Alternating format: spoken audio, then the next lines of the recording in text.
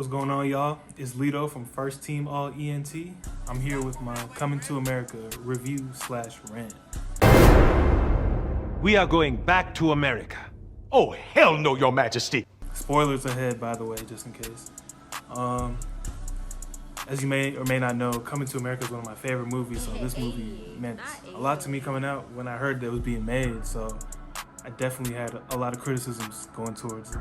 Starting with the plot, first of all, so the movie's about Prince Hakeem, of course, returning to America again, because this time he found out he had a bastard son. And so he was the heir to Zamunda. So that didn't sit right with me, because he had 3 daughters.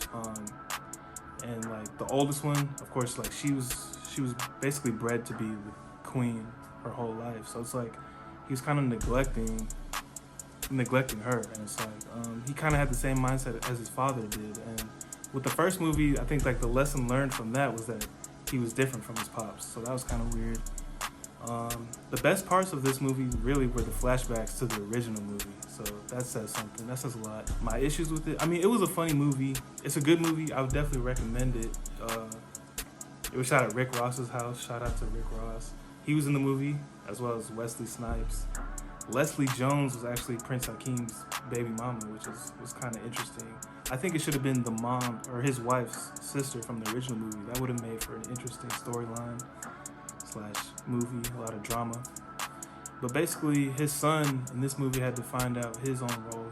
He fell in love with a woman when he came to Zamunda. Being from Queens, like, it was a whole new experience for him. And basically, he didn't want none of this. He just wanted to be with her.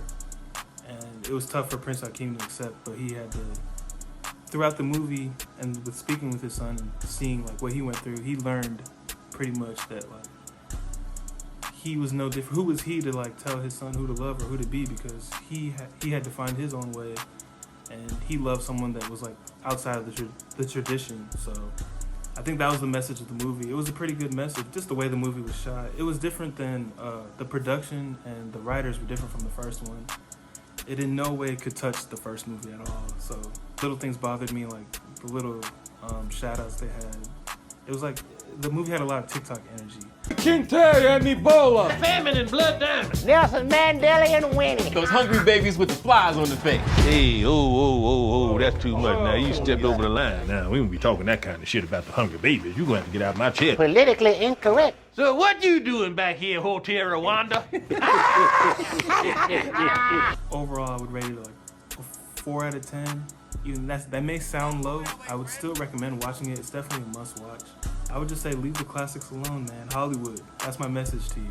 Especially a classic like that, Coming to America. It means a lot to me personally, as you know, a first generation American with African parents. But and another thing that bothered me in the movie was they made a meta reference about sequels being made and how sometimes they could be, especially sequels to classics, how they're not needed, but sometimes you gotta look deep and appreciate the message that it gives, which was a good message, but it kind of made me mad, you know. The movie did not need a sequel at all, but it's definitely worth a watch. I think you should check it out.